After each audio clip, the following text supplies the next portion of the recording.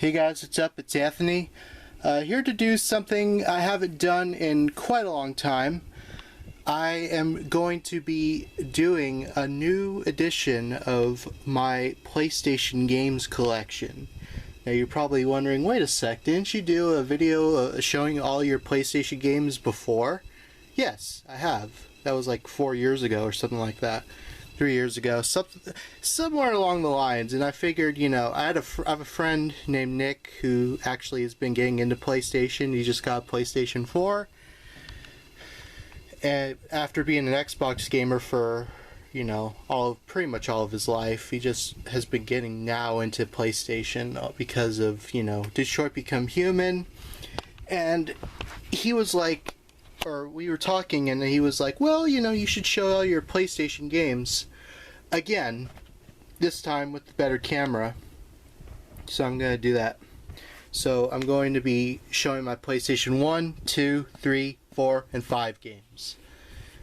And I have a pretty sizable amount of majority. I think the most I have is PlayStation 2. Because that was my first console I had. Main console I had. So anyway, so enough of my yapping, let's get started. There's going to be some new additions to the collection.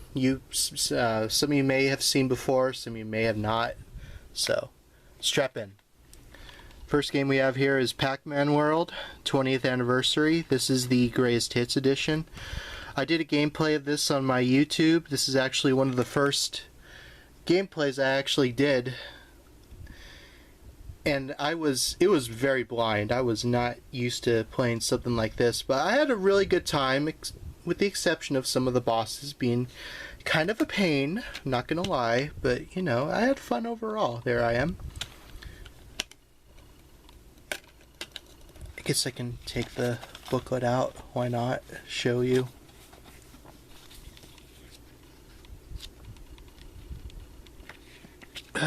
Yeah.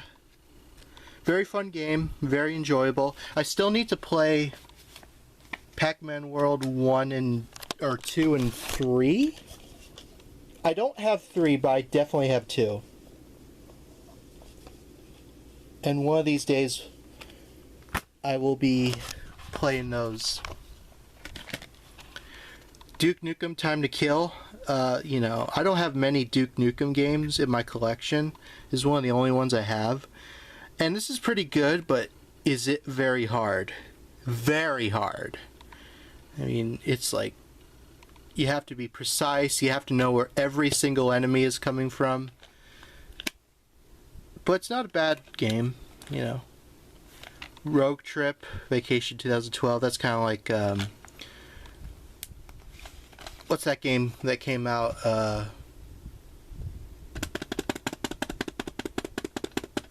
at the tip of my tongue. What was it? Oh, Twisted Metal. It's very similar to that. And yes, it still has the business card. This was actually given to me for free by a good friend on here, Mr. John, aka Detox Tube, which, by the way, if you haven't subbed to him, please go sub to him. He's an amazing guy and an amazing YouTuber who posts great content. And he's just an overall cool dude. Ah, yes, the original Medal of Honor. This is the Greatest Hits edition, of course. Basically, this was pre-Call of Duty. In fact, this is basically where the idea of Call of Duty kind of came from. A couple years before Call of Duty. You could say Battlefield 2, but this is where that whole World War II era kind of shooters kind of started. Well, when it got really mainstream. I shouldn't say when it started per se. Yeah, it does have the original card. I do like this game. I love the Medal of Honor games. This is actually not my favorite Medal of Honor game though. My favorite would actually be Allied Assault, and that was on the PC, and I have that as well as its expansion pack, Spearhead, which I remember putting in the disc. I remember trying to play it and it wouldn't work, and it was like, no dirt, because it's an expansion you download for your computer. So anyway, that was that. And then Medal of Honor Underground, which in my opinion was a much better game. I actually had this since I was, I don't know, 8 years old. Got it from a friend at his yard sale. It's also the Greatest Hits edition. But yeah, I love the Medal of Honor games. They're really, you know, I feel like not a lot of people talk about them these days. And that's a real shame because, you know, it's like, oh, you know, what is Medal of Honor? You know, I only know about Call of Duty and Battlefield and all those games. So, you know, if I were you, if you're, you know, possibly younger who doesn't know what Medal of Honor is, definitely get into them for sure. It was a really fun series in my opinion. Speaking of games I played as a kid, Tanks Global Assault. This is the PlayStation version of a game that was originally released on the Nintendo 64 called Tanks 64, I think, or maybe it was just called Tanks. Pretty good game. You know, it's not my favorite, you know, tank fighting game, but I still have a lot of good memories with this one. I actually got through a majority of this game without a password system, and you know, some people are like, well, you know, and I didn't even know the password system really was even implemented. I thought it was just kind of like you beat it, you play it, and it's like that's that. But you know, and I was like, oh, there is a password system. But I did push myself to play that game better, you know. I also got this from my friend's yard sale.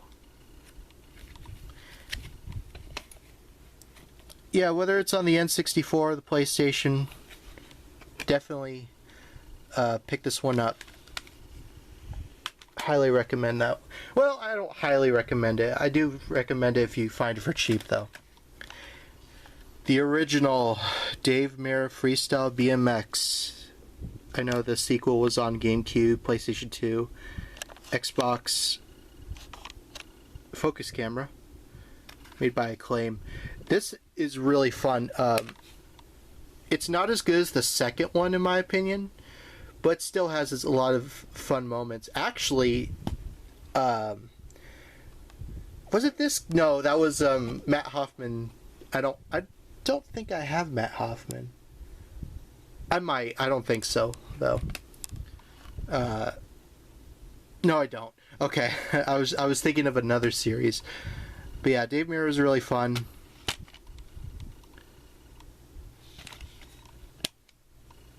If you know who Dave Mirra was, he was a, you know,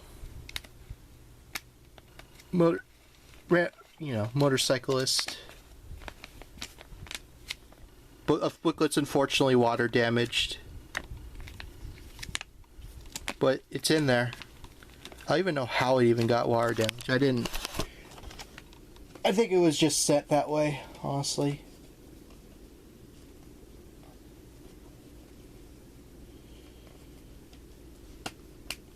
But yeah, check out Dave Mirra Freestyle BMX for sure. Very enjoyable game. Here's another one of the games I grew up playing, Stuart Little 2, the Greatest Hits edition.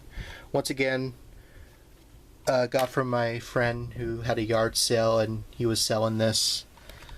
I think he sold it for like $1. Great game. I prefer the game on the PC, even though that was more of like an adventure, like a activity, like mini games kind of. This has more of a story. This very much feels like, if you've ever played the Buzz Lightyear Toy Story 2 game, it feels just like that with Stuart Little. I almost kind of wonder if like they got the idea for making Stuart Little 2 from that game. Yeah, Stuart Little 2, great game, great movie. I also like how there's a advertisement in the booklet for a original PlayStation 2. Let's see, your favorite CDs, watch DVD movies, and I have one right there. Yeah, I beat it actually all in one day. If you can, you can actually beat it in a day. Speaking of games you could beat in a day, Dexter's Laboratory, Mandark's Lab. One of the only games that was ever based on Dexter. And it's not bad. It kind of plays a lot like the Rugrats games that were on PlayStation 1. Where there's like a bunch of mini games and you have to do them. You could, like I said, this is another game you could beat in like a day. In fact, one of my friend Andrew actually came over and we played this in my room, and when he left, I finished the rest of the level and the game was done.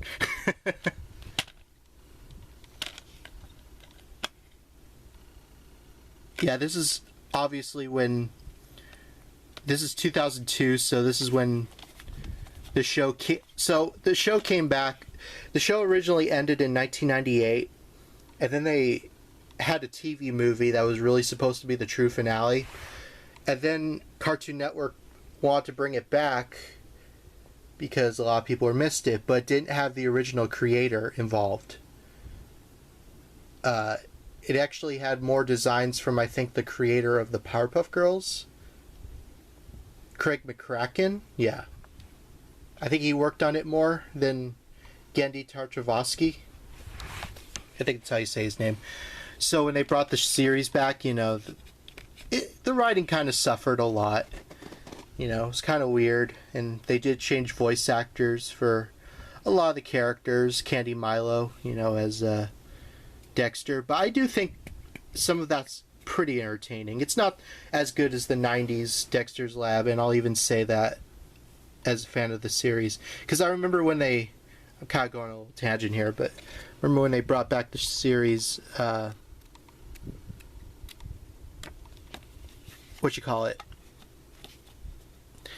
reran it like in 2011, which I recorded most of that. Of course, it's on DVD now, so it doesn't matter, but and they only played the 90s series. They didn't play the 2000 series. I guess it wasn't that popular. But anyway, I still have a lot of memories with it. Yes, the original South Park. The FPS. This is an original Black Label pressing. I used to love South Park when I was in junior college and even a little bit of regular college, and then, nowadays I don't really care much for the series, but back in its heyday, South Park was awesome. I still love South Park.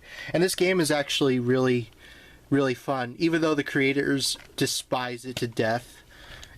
Every single game made by Acclaim that had to do with South Park, I don't know, I think they're fun. I don't have Chef's Love Shack or the Racer, but I do have these. I got this at a game store close by for a pretty good price. It's actually in near mint condition for its age. I'm actually surprised about that. But yeah, if you like South Park, I definitely recommend checking out the games. You got the Grinch. Yes, this is a game you'll either hate or you love. I think it's got a charm to it. They kind of were like, they didn't have much material to work with from the Ron Howard film, so they were like, okay, let's kind of do our own spin on it from what we can use. And it's interesting, it kind of plays like sort of an earlier version, although not exactly, of the game Cat in the Hat, which I loved the Cat in the Hat game as a kid, and I still do. I need to get a copy of that. But, you can get this. I think it's also available on Dreamcast. It has some pretty cool designs.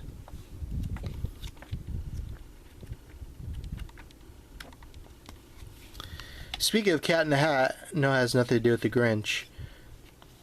I heard they're actually coming out, I think next year, the year after, or something like that, with like a new animated Cat in the Hat film. I'm actually looking forward to that. Alright, Croc. Legend of the Gobos. So there's an interesting story behind this game. This was actually originally, it was supposed to be a, what was it? A Yoshi game for Nintendo, and it was going to be Yoshi's Adventure. And they pitched it to Nintendo, and they completely were not interested. And so this company, Fox Interactive, and who was it? Argonaut? I don't know how to say their company. They were Agronaut. I think that's how you say it. They were like, okay, let's make a like what you call it, like this crocodile character, and you know, kind of replace everything with him. And so it's like, okay, we'll do that. So it's like a platformer from the 1998, I want to say. It was during that whole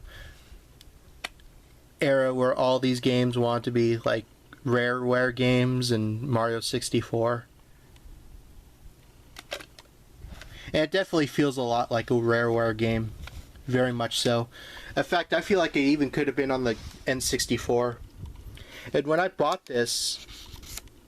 Oh no, wait, was this from 97? Yeah, oh, never mind. This is from 97. I thought it was from 98. The second one came out in 98. But someone actually printed out a level select and pasted that in the back. But yeah, I don't have the second one. At least not yet. I intend to get that sometime. Sled Storm, made by EA. And one of the many, many, many, many sled riding games. It's actually pretty fun. It's not bad. It's not the greatest either. But I still have a lot of fun with this. There's so many of this out there.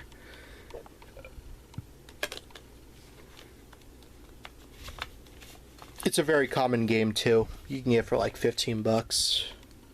At least as I'm recording this. Maybe even cheaper. Oh, my leg goes to sleep.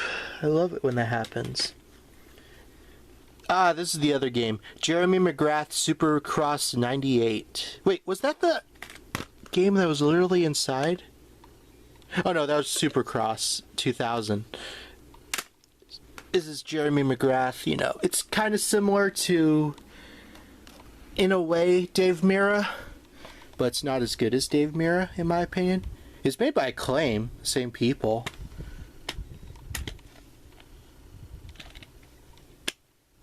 Yeah, it's okay. It's not great. It's not terrible. If you want a kind of a mindless, fun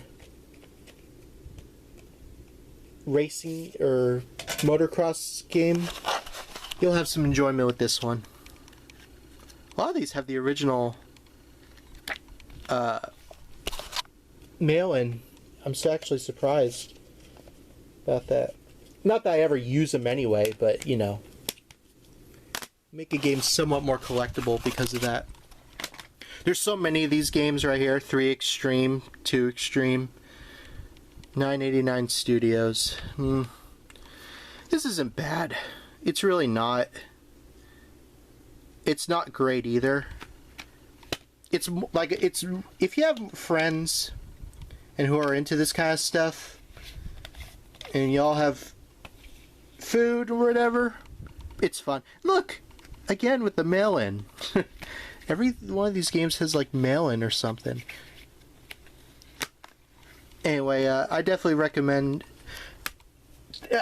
There's another one from this series I like better, but I don't have that. That had a better soundtrack too, but this wasn't bad.